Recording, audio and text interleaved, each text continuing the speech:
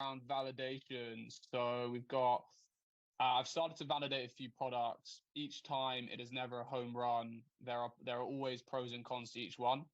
And I end up overthinking each one, and I usually focus on the negative data points. What are your thoughts on getting over these speed bumps? Yeah, so when you have a small validation set, it's so easy for the results to get skewed, one way or another. Especially if your validation set isn't the core target consumer. This is one of the problems when you like ask your friends, "Oh, what do you think about this?" and they're not the person who would buy your product anyway, and you get their thoughts, and they're like, "I don't know, it sounds cool," or "Wow, it sounds really great."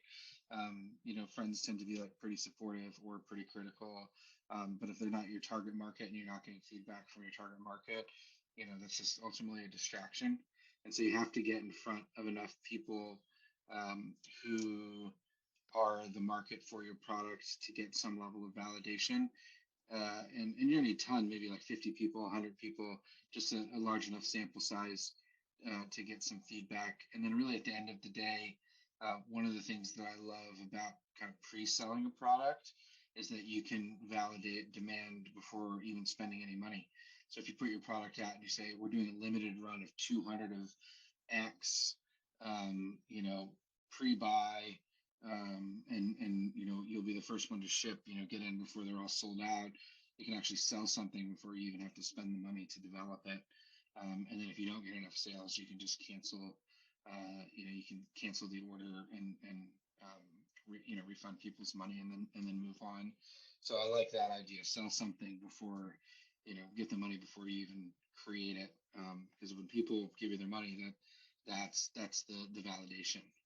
That's so much more valuable than them just saying, "Hey, I will buy that thing."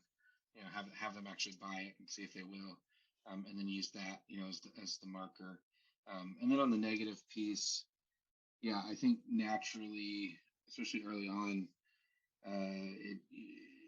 don't discredit the fact that you're getting that kind of you're over focusing on the negative feedback, because that's just it's protecting you.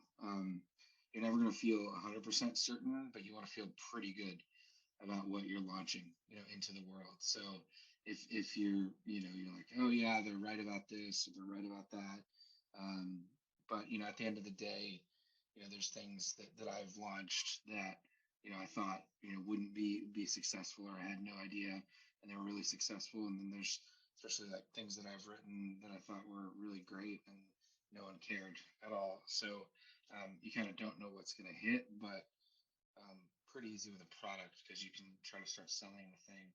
And if people buy, they buy, and you can double down. If not, um, but you want to have confidence. Either way, you can be afraid. We talked about last call, but you want to have the confidence and be excited about what you're launching. And if you don't feel that way, that's definitely telling you something. You should listen to that.